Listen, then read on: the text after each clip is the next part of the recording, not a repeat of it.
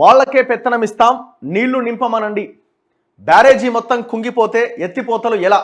ప్రాజెక్టుకు నష్టం, రైతుల కష్టంపై చర్చకు సిద్ధం. సభకు రాకుండా వీధి నాటకాలు ఆడుతున్నారు. ముఖ్యమంత్రిపై కేసీఆర్ భాష సబబేనా? అసెంబ్లీలో దుయ్యబట్టిన సీఎం రేవంత్ రెడ్డి. ఇది అసెంబ్లీ సమావేశాలకు సంబంధించిన వార్త.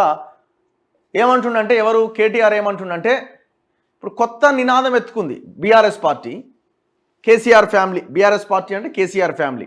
ఏమని?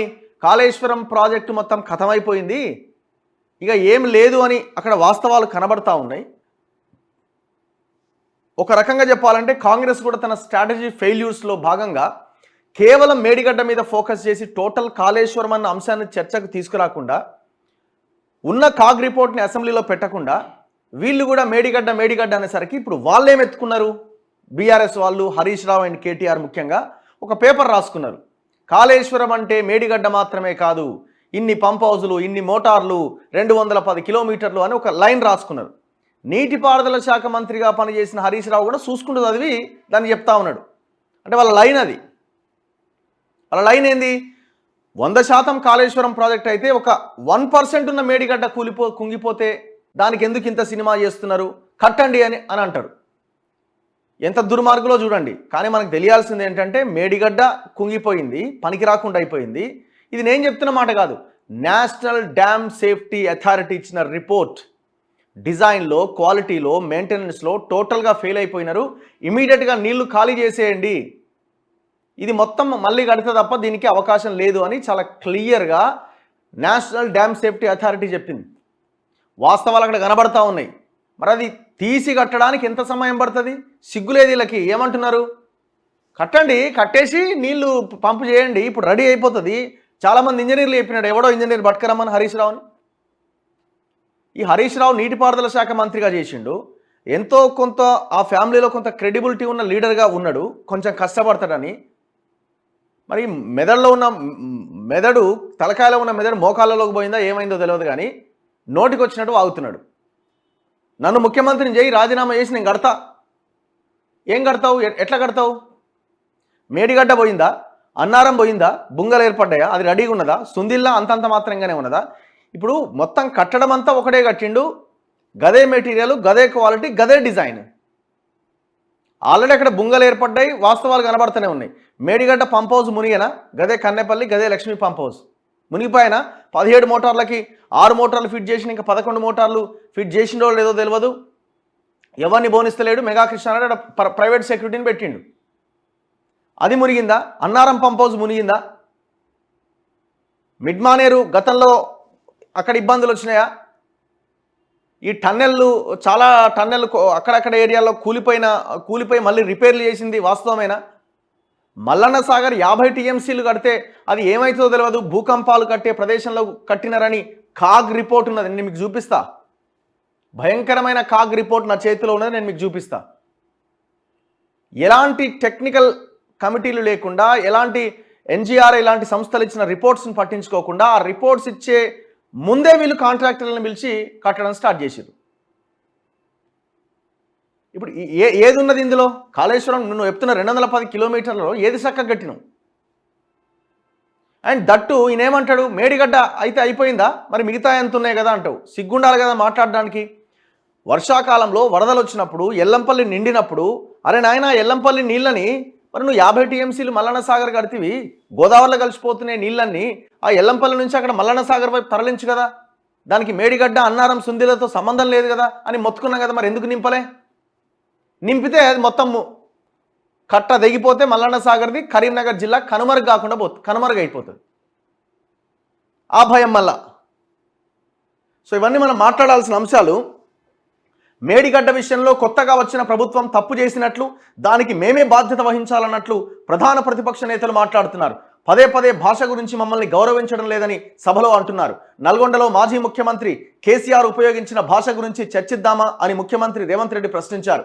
అసెంబ్లీ బడ్జెట్ సమావేశాల సందర్భంగా బుధవారం జరిగిన చర్చలో సీఎం మాట్లాడుతూ, కృష్ణా జలాలతో పాటుగా వివిధ ప్రాజెక్టులను చూసి వచ్చి వాస్తవాల ప్రాతిపదికన చర్చిద్దామని అన్ని పార్టీల శాసనసభ్యులను ఆహ్వానించాం. రైతులపైన, తెలంగాణ సమాజం పైన గౌరవం ఉంటే ప్రధాన ప్రతిపక్షం రావాలి కదా, అందరం కలిసి అక్కడికి వెళ్ళి ప్రాజెక్టుకు జరిగిన నష్టాన్ని, రైతులకు వచ్చిన కష్టాన్ని అర్థం చేసుకొని ఆ సమస్యకు పరిష్కారం చూపించే అవకాశం ఉండేది. దాన్ని పట్టించుకోకుండా ప్రజలు ఓట్లు వేసి గెలిపించిన ముఖ్యమంత్రిని పట్టుకొని అనుచిత వ్యాఖ్యలు చేయడం పద్ధత? మొన్నటి ఎన్నికల్లో ప్రజలు ఉన్న అధికారం పోగొట్టారు, అయినా ఆ పార్టీ బుద్ధి మారలేదు. నీళ్లు ఎలా నింపుతారో బాధ్యత తీసుకోమనండి. మేడిగడ్డ మేడి పండు చందంగా కుంగిపోతే అందులో నీళ్లు నింపాలని ఎలా అడుగుతున్నారు? సిగ్గు లేకుండా అసలు ఎంత దుర్మార్గమైన స్టేట్మెంట్ అంటే అది. నీళ్లు నింపురి, రిటైర్డ్ ఆఫీసర్లు చెప్తున్నారట, ఇంజనీర్లు అట. ఎవడా ఇంజనీర్? రమన్. నీటిపారుదల మంత్రులుగా పనిచేసిన అనుభవం కేసీఆర్, హరీష్ రావులకు ఉన్నది. వాళ్ళకే పెత్తనం ఇస్తాం. మేడిగడ్డలో ఎలా నీళ్లు నింపుతారు, అక్కడి నుంచి అన్నారం తర్వాత సుందిళ్లలో నీళ్లు ఎలా ఎత్తిపోస్తారో పోయమనండి. మొత్తం కుంగిపోయి నీళ్లు నింపేందుకు ఏమాత్రం అవకాశం లేకుండా దెబ్బతిన్నది. ఖర్చు పెట్టిన 94,000 కోట్లు వృధా అయింది. ప్రజలకు సమాధానం చెప్పలేక శాసనసభకు రాకుండా ప్రధాన ప్రతిపక్ష పార్టీ నాయకుడు ముఖ్యమంత్రి పైన ఇష్టం వచ్చినట్టుగా మాట్లాడుతున్నారు. మీరు చర్చకు సిద్ధమైతే మీ నాయకుడిని సభకు పిలవండి. కాళేశ్వరం ప్రాజెక్టు పైన, గోదావరి జలాలపైన చర్చిద్దాం. సభకు రాకుండా ప్రతిపక్ష పార్టీ బాధ్యత నుంచి తప్పించుకున్నట్లవుతుంది. సిగ్గులేదా? ఎమ్మెల్యే గెలిపేలేదా నిన్ను? ఏడ కూర్చోవాలి నువ్వు? నల్గొండకు పోతావు, ఈడికి పోతావు, మేడిగడ్డ దాకా పోతానంటావు. అసెంబ్లీకి ఎందుకు రావు? అసెంబ్లీలో ఒక ఎమ్మెల్యేగా గజ్వేల్ నియోజకవర్గ ప్రజల సమస్యలు చెప్పాల్సిన అవసరం లేదా? శాసనసభాపక్ష ఉపనాయకుడిగా, ఒక ప్రతిపక్ష నాయకుడిగా నీకు బాధ్యత లేదా ఈ చర్చలో పాల్గొనాల్సిన బాధ్యత? అరే మీరు పారిపోయి మీరు అసెంబ్లీకి రాకుండా నింపండి, చేయండి. ఇదేం స్టేట్మెంట్స్ అసలు? జనం అంతా పిచ్చోళ్ళ? లాస్ట్ ఇయర్ వీళ్ళు తెలంగాణ జేఏసీ వాళ్ళు అసలు ఏంది ప్రాజెక్టు, నిజంగానే ఇది కేవలం కాళేశ్వరం అంటే ఓన్లీ మేడిగడ్డనా, ఓన్లీ సుందిలనా, ఓన్లీ అన్నారమా, ఓన్లీ మల్లన్న సాగర్ అన్న చర్చలో వాళ్ళు రాసింది చూడండి. ఆనాడే గుండెకాయ ఆగింది, మెదడు చిట్లింది, కిడ్నీ లివర్ ఫెయిల్ అయినాయి, కాళ్ళు చేతులు విరిగిపోయినాయి, బ్లడ్ క్యాన్సర్, మిగతా అంతా బాగుంది. ఇది హరీష్ రావు స్టేట్మెంట్. ఇది అంత బాగానే ఉంది, కానీ మొత్తం రోగం వచ్చి అడ్డం పడిపోయిండు. కాళేశ్వరం ప్రాజెక్టులో ఎత్తాల్సిన మొత్తం 200 టీఎంసీల నీటిలో 180 టీఎంసీలు ఎత్తాల్సింది మేడిగడ్డ నుంచే. అర్థమైందా? మొత్తం మేడిగడ్డ నుంచి టోటల్ 200 టీఎంసీలో 180 టీఎంసీలు మేడిగడ్డ పంపులు ఆన్ అయితేనే ఎత్తిపోయాలి. మిగతా 20 టీఎంసీలు గత ప్రభుత్వాలు కట్టిన ఎల్లంపల్లి రిజర్వాయర్ నుంచి పోతాయి. డిపిఆర్, డీటెయిల్డ్ ప్రాజెక్ట్ రిపోర్ట్లో చెప్పింది ఇదే. అంటే కాళేశ్వరం ప్రాజెక్టులో రావాల్సిన మొత్తం నీటిలో 90% మేడిగడ్డ నుంచే ఎత్తాలి. ఇప్పుడు నింపు అంటుండే నీళ్లు నింపి ఆడ నిలబెట్టాలి ఈ ఫ్యామిలీని. ఏడా యువతల మేడిగడ్డ పక్కనే కాళేశ్వరం గుడి ఉంటుంది. అందుకే మొత్తం ప్రాజెక్టుకు కాళేశ్వరం ప్రాజెక్ట్ అనే పేరు వచ్చింది. ప్రభుత్వం మేడిగడ్డను కాళేశ్వరం ప్రాజెక్టుకు గుండెకాయ అంటూ చెబుతూ వచ్చింది. నిన్నటి వరకు చెప్పింది ఇదే.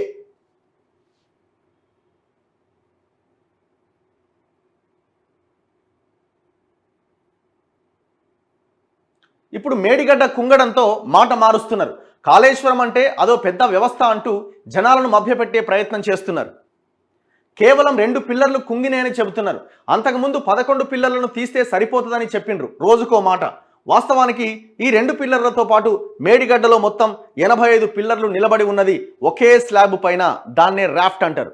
ఒకే స్లాబ్ మీద ఈ అన్ని పిల్లర్లు ఉన్నాయి. ఈ స్లాబ్ మొత్తం ఒకేసారి ఒకే నిర్మాణంగా వేశారు.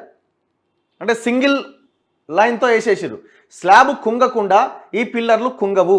స్లాబ్ కుంగిందంటే మొత్తం పిల్లర్లకు ప్రమాదం ఉన్నట్లే. అందుకే మొత్తం బ్యారేజీకి ప్రమాదం ఉందని కేంద్ర నిపుణుల బృందం తేల్చింది. మేడిగడ్డ ప్రమాదం ఆషామాషి కాదు. ఇది ప్లానింగ్, డిజైన్, నిర్మాణం, నాణ్యత, నిర్వహణ లోపాలన్నీ కలిసి ప్రమాదం జరిగిందని కేంద్ర నిపుణుల బృందం తేల్చింది. అదే dam safety, national dam safety authority చెప్పింది.